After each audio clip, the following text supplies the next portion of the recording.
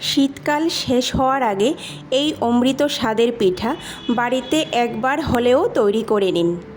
বন্ধুরা, এই পিঠেটা তৈরি করতে যেমন সহজ, খেতে তো ভীষণ মজা। রাধে কৃষ্ণ বন্ধুরা, আমি টুলটুল, আর এই টুলটুলের রান্নাঘরে আপনাদের সবাইকে স্বাগত। আজকে আপনাদের জন্য আমি একটা খুব সহজ পিঠে রেসিপি নিয়ে আসলাম। যারা কোনোদিন পিঠে তৈরি করেনি, ওরাও খুব সহজেই এই পিঠেটা তৈরি করে নিতে পারবে। তাহলে চলুন শুরু করা যাক। সবার প্রথম আমি চুলায় একটা প্যান বসিয়ে দেব। প্যান গরম হওয়ার পর এতে 1 চামচ পরিমাণ ঘি দিয়ে দেব। ঘিটা আমার ঘরে তৈরি করা। তারপর ঘি যখন ভালো করে মেল্ট হয়ে যাবে, তখন এতে ছোট 1 বাটি পরিমাণ সুজি দিয়ে দেব। সুজির পরিমাণটা আপনারা কম বেশি করতে পারেন।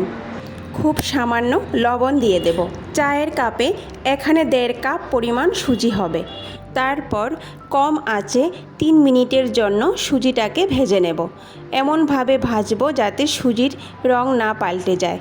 দেখুন, সুজির কালার কিন্তু একদমই পাল্টায়নি। এখন আমি যে বাটি মেপে সুজি দিয়েছিলাম, সেই বাটির 2 বাটি আমি এখানে দুধ দিয়ে দেব। দুধ এখানে ঠান্ডা বা গরম যে কোনো একটা দিতে পারেন। তারপর দুধ দিয়েই সঙ্গে সঙ্গে কিন্তু আমি নাড়তে থাকবো, না হলে কিন্তু সুজিটা দলা পেকে যাবে। কম আঁচে আমি অনবরত এইভাবে নাড়তে থাকব। বেশিক্ষণ সময় লাগবে না, 1 থেকে 1.5 মিনিটের মধ্যেই দেখবেন সুজিটা এইভাবে ঘন হয়ে আসছে।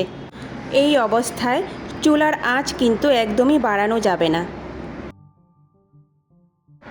সুজিটা যখন এইভাবে ঘন হয়ে যাবে, তখনই আমি এতে 1/2 বাটি পরিমাণ গুড় দিয়ে দেব। আপনারা এখানে গুড়ের বদলে চিনিও দিতে পারেন। এখন সুজির সঙ্গে গুড়টা ভালো করে মিশিয়ে নেব।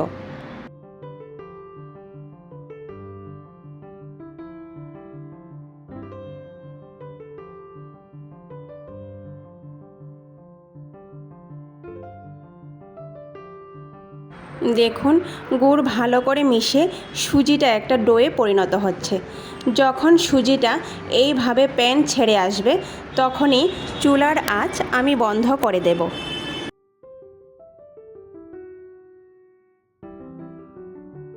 তারপর 2 মিনিটের জন্য ঢেকে রাখব। 2 মিনিট পর সুজির ডোটাকে আমি একটি থালায় নিয়ে নেব। তারপর হালকা গরম থাকা অবস্থায় সুজিটাকে মেখে নেব।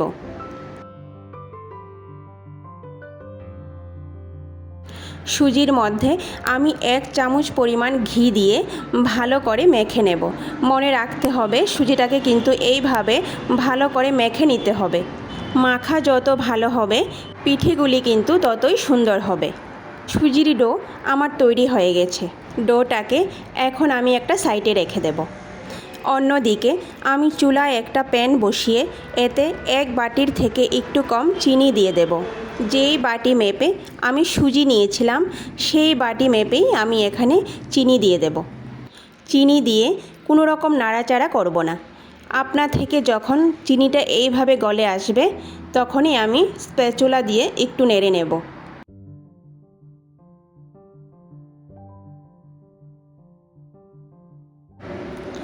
চিনি যখন ভালো করে গলে যাবে, তখনই আমি এতে 1 লিটার পরিমাণ দুধ দিয়ে দেব।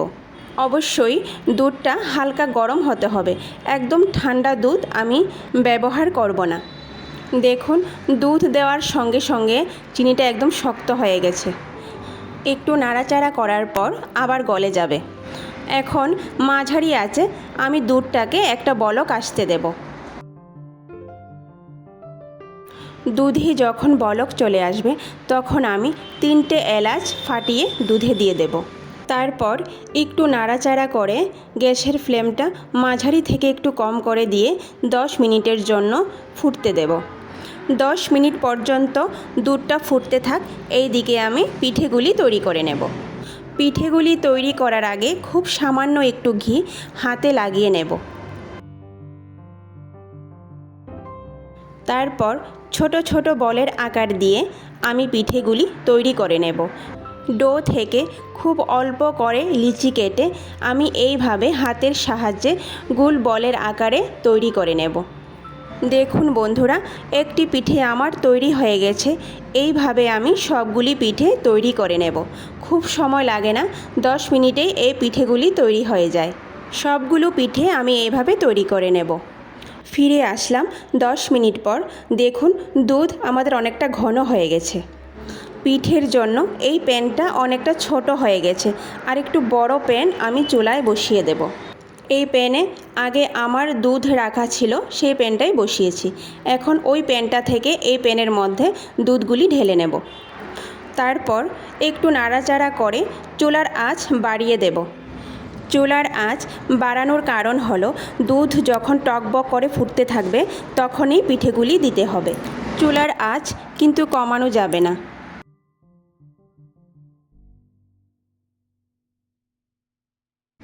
দুধ যখন এইভাবে টকবক করে ফুটবে তখনই আমি একটা একটা করে পিঠেগুলি দিয়ে দেব। একসঙ্গে পিঠেগুলি দেব না, একটা একটা করে একদম আস্তে আস্তে পিঠেগুলি দিয়ে দেব। পিঠেগুলি দেওয়ার 30 সেকেন্ডের মধ্যেই দেখবেন ভেসে উঠছে। আর এই অবস্থায় চুলার আঁচ কিন্তু বাড়ানোই থাকবে। এইভাবে পিঠেগুলি দিয়ে আমি 1.5 থেকে 2 মিনিটের মতো জাল দিয়ে নেব। তারপর হালকা হাতে একটু পরপর একটু নাড়াচাড়া করে নেব। এই পিঠেগুলি দুধে দেওয়ার পর 1.5 থেকে 2 মিনিটের মতো সময় লাগে পিঠেগুলি তৈরি হতে।